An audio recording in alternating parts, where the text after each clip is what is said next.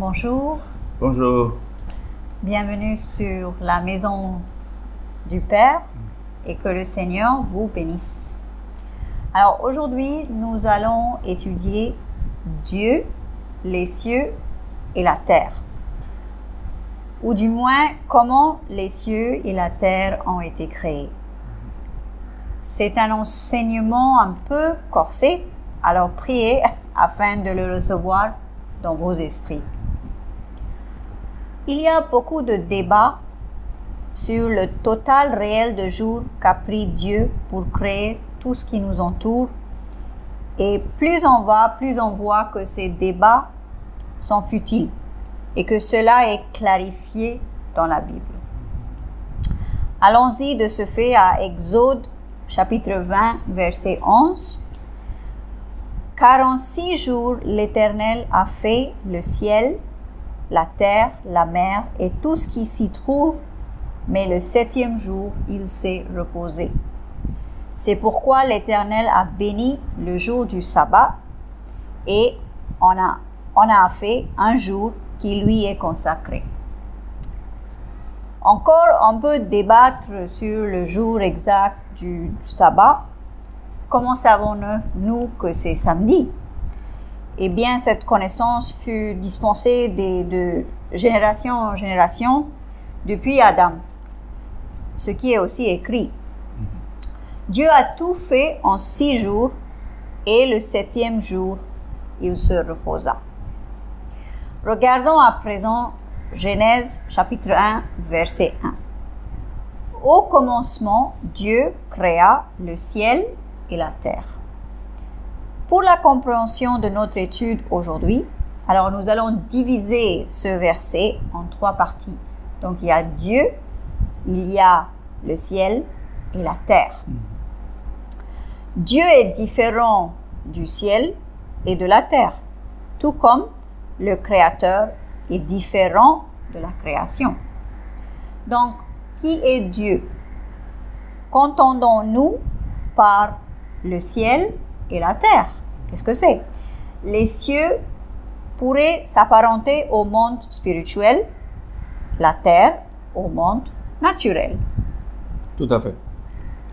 Alors, le mot hébreu utilisé pour se référer à Dieu est Elohim. C'est un mot grammatiquement pluriel, mais cela ne veut pas dire qu'il y a plusieurs dieux, petit d. Dans l'Ancien Testament, il y a 4 différents noms qui sont utilisés pour Dieu. Ce sont El, Ela, Eloa et Elohim. Dans le psaume 82, le verset 1, il est écrit ceci. Dieu se tient au conseil divin, au milieu des dieux, il rend la justice. Dieu ici est Elohim.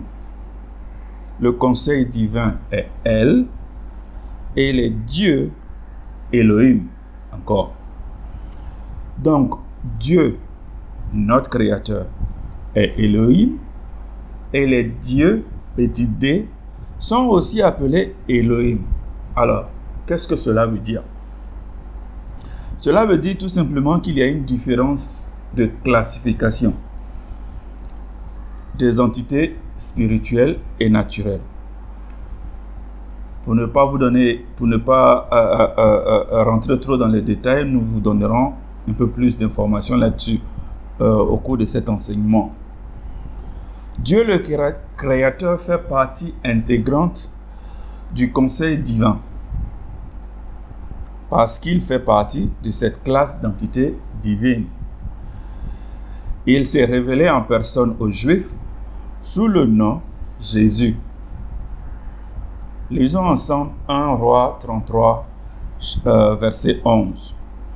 Je ferai cela parce que les Israéliens m'ont abandonné et se sont prosternés devant Astarté, la déesse des Sidoniens, devant Kémosh, le dieu de Moab, et devant Mécom, le dieu des Ammonites, et parce qu'ils n'ont pas suivi les chemins que je leur ai prescrits pour faire ce que je considère comme juste et pour obéir à mes ordonnances et à mes lois, comme l'a fait David, le père de Salomon.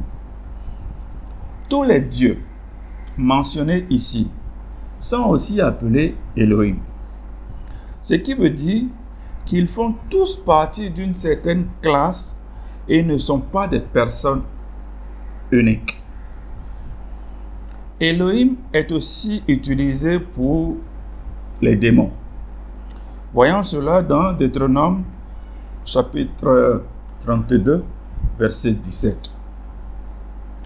Ils ont sacrifié à des démons qui ne sont pas des dieux, à des divinités qu'ils n'avaient pas connues, des dieux nouveaux, venus des dieux que vos ancêtres n'avaient pas redoutés. C'est ainsi que la Bible nous montre l'utilisation de ce nom, Elohim. Elohim réfère aussi à l'esprit humain, lorsque ce dernier se détache du corps après la mort. Cet esprit, sans corps, dorénavant, devient une autre classe d'entité, appelée Elohim. Voyons donc ceci à présent dans 1 Samuel, chapitre 28, verset 13. C'est écrit: « N'aie pas peur, lui dit le roi. Dis-moi plutôt ce que tu as vu.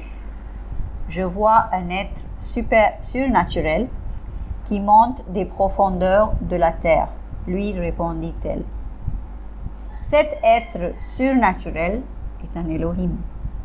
Donc, l'utilisation de cette appellation Elohim représente une classe d'entité spirituelle et non la personne de Dieu. Mais la question qui se pose est de savoir si une classe d'entité spirituelle créa tout ce qui nous entoure ou seulement un être parmi eux. Allons-y alors à Genèse chapitre 2 verset 4. Voici l'histoire de ce qui est advenu au ciel et sur la terre lorsqu'ils furent créés. Au temps où l'Éternel Dieu fit la terre et le ciel. On espère que vous avez compris ce point, car du point de vue des Juifs, il n'a jamais été question de doute entre qui est Dieu, le Créateur, qui Dieu le Créateur était, et qui étaient les autres entités divines. Lisons maintenant dans Deutéronome, chapitre 6, verset 4. « Écoute, Israël, l'Éternel est notre Dieu, l'Éternel seul. » Nous ne sommes pas en train de vous enseigner que nous prions une multitude de dieux, mais plutôt un seul, comme c'est écrit, comme on vient de lire. Celui qui créa les cieux et la terre. Le Créateur est YHWH. Donc, c'est comme ça que c'est appelé. Maintenant, plusieurs personnes prononcent ça un peu différemment, Yahweh ou Jéhovah ou Yahovah, mais c'est YHWH en hébreu. Lisons maintenant dans Ésaïe, chapitre 42, verset 8. « Moi, je suis l'Éternel, tel est mon nom, et je ne donnerai ma gloire à aucun d'autre. Je ne livrerai pas mon honneur aux idoles. » Ceci est dans l'Ancien Testament. Et dans le Nouveau Testament, nous avons le nom qui est au-dessus de tout nom. Lisons maintenant Philippiens, chapitre 2, versets 5 à 11. « Tendez à vivre ainsi entre vous, car c'est ce qui convient quand on est unis à Jésus-Christ. Lui qui était de condition divine ne chercha pas à profiter de l'égalité avec Dieu, mais il s'est dépouillé lui-même et il a pris la condition d'un serviteur en se rendant semblable aux hommes. Se trouvant ainsi reconnu à son aspect comme un simple homme, il s'abaissa lui-même en devenant obéissant jusqu'à subir la mort. Oui, la mort sur la croix. C'est pourquoi Dieu l'a élevé à la plus haute place et il lui a donné le nom qui est au-dessus de tout nom, pour qu'au nom de Jésus, tout être s'agenouille dans les cieux, sur la terre et sous la terre, et que chacun déclare Jésus-Christ est Seigneur à la gloire de Dieu le Père. Amen. Amen. C'est pourquoi Dieu l'a élevé à la plus haute place et il lui a donné le nom qui est au-dessus tout nom. Nous prions Dieu le Père, mais Jésus est le nom qui est au-dessus tout nom. Oui. Et Jésus est le nom par lequel nous arrivons à Dieu le Père. Jusqu'à présent, nous avons parlé de Dieu le Créateur. Mais nous allons nous pencher sur les cieux et la terre. Et pour les besoins de cette étude, nous allons mettre les cieux et la terre sous l'ensemble qu'on appelle la création de Dieu. Le monde spirituel et les cieux, qui est les cieux, et le naturel qui est la terre, font partie donc de cette création.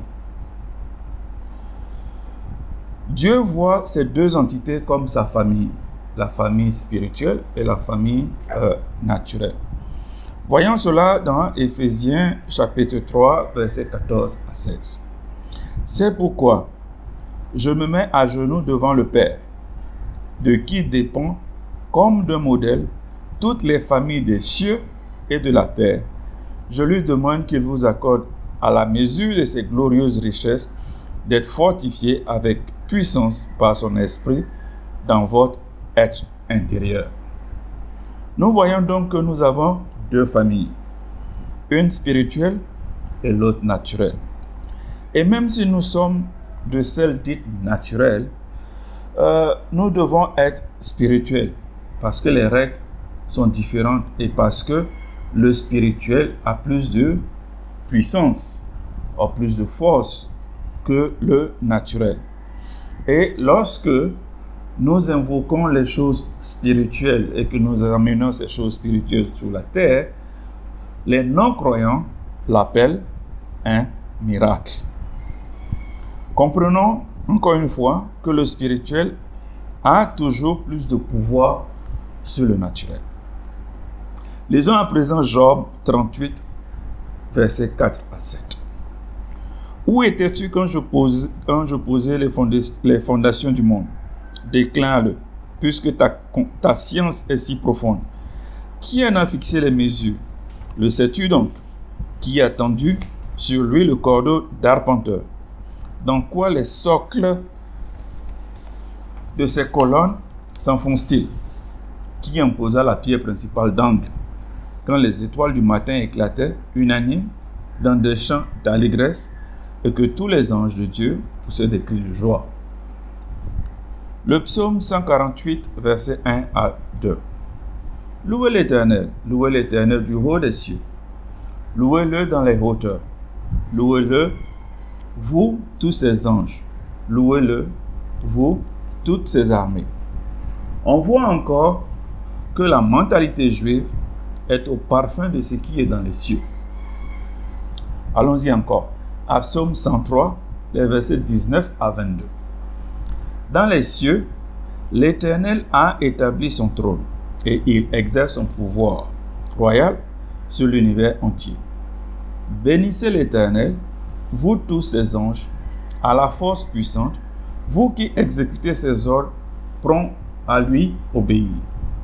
Bénissez l'Éternel, vous toutes ses armées célestes, vous qui à son service exécutez sa volonté.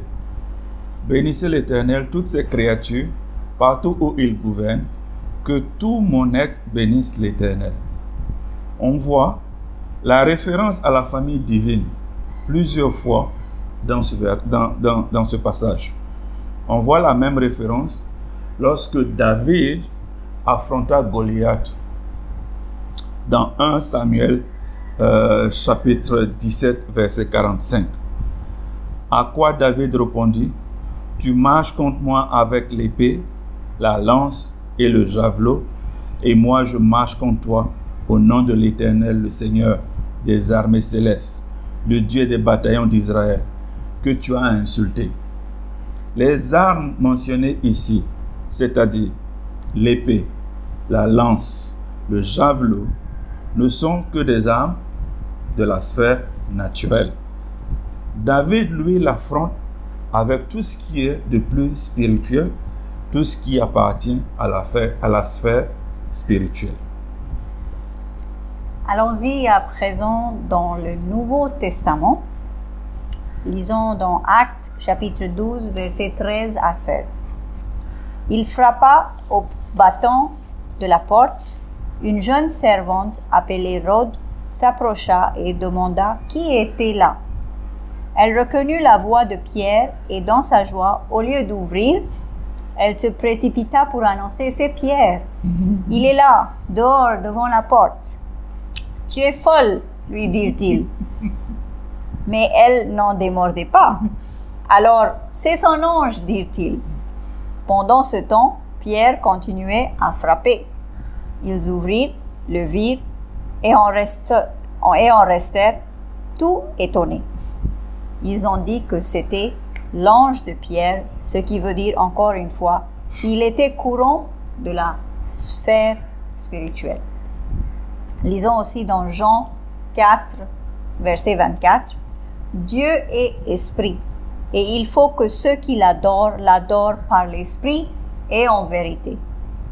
Dieu est le Créateur et fait part de la classe de Elohim. C'est seulement à travers Jésus que nous pouvons atteindre Dieu le Père. Lisons maintenant 1 Corinthiens chapitre 2, versets 6 à 16. Cependant, nous aussi, nous annonçons une sagesse aux croyants adultes dans la foi. Une sagesse qui n'est pas de ce monde, ni celle des grands de ce monde qui sont destinés à disparaître. Non, nous exposons la sagesse de Dieu, secrète et cachée, que Dieu avait préparée avant le commencement du monde, en vue de notre gloire. Cette sagesse-là, les grands de ce monde ne la connaissent pas. Car s'ils l'avaient connue, ils n'auraient pas crucifié le Seigneur glorieux. Mais comme le dit l'Écriture, il s'agit de ce que l'œil n'a pas vu et que ce l'oreille n'a pas entendu, ce que l'esprit humain n'a jamais soupçonné, mais que Dieu tient en réserve pour ceux qui l'aiment. Or, Dieu nous l'a révélé par son esprit. Esprit, en effet, scrute tout, même les pensées les plus intimes de Dieu. Quel être humain peut savoir ce qui se passe dans un autre homme? Seul l'esprit de cet homme en lui le sait. De même, nul ne peut connaître ce qui est en Dieu si ce n'est l'esprit de Dieu. Or, nous avons reçu non pas l'esprit du monde, mais l'esprit même qui vient de Dieu, pour que nous comprenions tous les bienfaits que Dieu nous a accordés par grâce. Et nous en parlons, non pas avec les termes qu'enseigne la sagesse humaine, mais avec ceux qu'enseigne l'Esprit. Ainsi, nous exposons les réalités spirituelles dans des termes inspirés par l'Esprit. Mais l'homme, sans Dieu, ne reçoit pas ce qui vient de l'Esprit de Dieu. À ses yeux, c'est pure folie, et il est incapable de le comprendre. Car seul l'Esprit de Dieu permet d'en juger. Celui qui a cet esprit peut, lui, juger de tout sans que personne ne puisse le juger. Car il est écrit: qui donc connaît la pensée du Seigneur et qui pourrait l'instruire? Mais nous, nous avons la pensée de Christ. Amen. Dans ce passage un peu long, nous voyons que Paul fait une distinction de ce qui est naturel et ce qui est spirituel. Nous sommes tous à des niveaux différents en ce qui concerne la mémoire de Dieu. Et pour que nous convergeons tous vers le même point, Dieu a donné à son Église ce qu'on appelle l'apôtre, le prophète, l'évangéliste, le pasteur et les enseignants. Pour que nous tous nous arrivions à cette plénitude, à ce point commun. Il est vrai qu'il nous faut aspirer aux choses spirituelles, mais cependant, ce que nous sommes amenés à voir, c'est que nous échangeons les choses spirituelles avec les choses naturelles. Et cela, parfois même, dans le cercle spirituel. À moins que vous compreniez ce qui est spirituel, tout ce que la Bible raconte ne sera que folie pour vous. C'est pour cela que la Bible nous dit que le message de la croix est une folie pour ceux qui périssent. Dieu le Créateur a deux familles, une au ciel et l'autre sur la terre.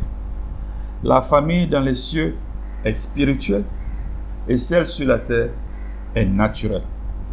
Et tout ceci fait partie de notre étude de la création de Dieu.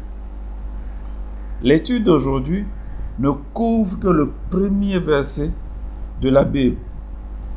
Au premier jour de la création, Dieu créa la lumière qu'il sépara de l'obscurité. Il appela la lumière jour et l'obscurité la nuit. Au second jour, Dieu créa ce que nous appelons aujourd'hui le ciel. Au troisième jour, Dieu sépara les eaux d'avec le sol. Il appela les eaux mer et le sol la terre.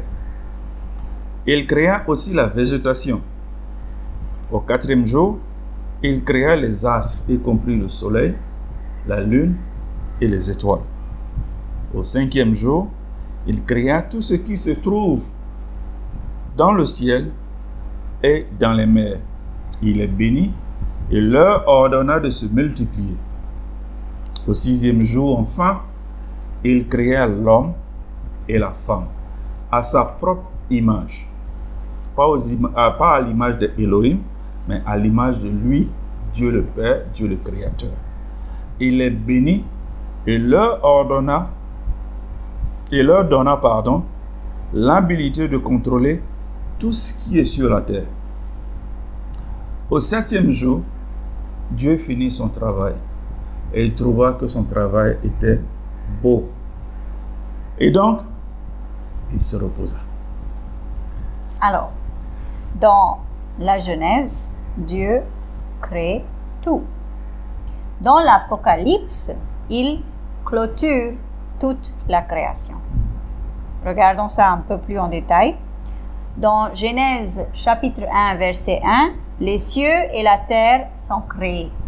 Mais dans Apocalypse chapitre 21, verset 1, il est écrit « Puis je vis un ciel nouveau et une terre nouvelle, car le premier ciel et la première terre avaient disparu, et la mer n'existait plus. » Genèse chapitre 1, verset 16, le soleil est créé, mais dans l'Apocalypse chapitre 21, verset 23, la ville n'a besoin ni du soleil ni de la lune pour l'éclairer, car la gloire de Dieu l'illumine et l'agneau lui tient lieu de l'ombre. Genèse chapitre 1, verset 5, l'obscurité se réfère à la nuit. Mais dans l'Apocalypse chapitre 22, verset 5, il est écrit « Il n'y aura plus jamais de nuit, on n'aura donc plus besoin ni de la lumière d'une lampe, ni de celle du soleil, car le Seigneur Dieu répandra sur eux sa lumière, et ils régneront éternellement. Il n'y aura donc plus de nuit ni l'obscurité. Genèse chapitre 1 verset 10. Dieu créa les eaux qu'il appela mer. Mais dans Apocalypse chapitre 21 verset 1, il est écrit: puis je vis un ciel nouveau et une terre nouvelle, car le premier ciel et la première terre avaient disparu et la mer n'existait plus. Donc, la Bible que nous avons sous la main, c'est un livre spirituel contenant 66 livres de plus de 40 auteurs. Il est en dehors du temps et comporte deux parties majeures, l'Ancien Testament et le Nouveau Testament. Le Nouveau Testament n'est rien d'autre que la révélation de l'Ancien Testament. Que Dieu vous bénisse. Que Dieu vous bénisse.